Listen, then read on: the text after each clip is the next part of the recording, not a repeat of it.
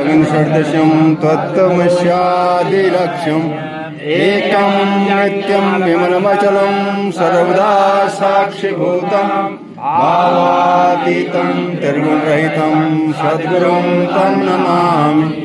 ओम गुरुर्ब्रह्मा गुरुर्विष्णु गुरुर्देवो महेश्वरा गुरु साक्षात् परब्रह्मा तस्मै श्री गुरुवे नमः।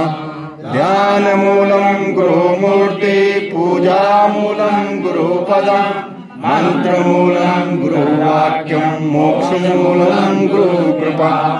अखण्डमण्डलाकारं व्याप्तेन चराचरं तत्पदं दृष्टेन तस्मै श्रीगुरुवे नमः। आकाशात् पतितं तोयं यथा गच्छति सागरे सर्वोदय नमस्कारं के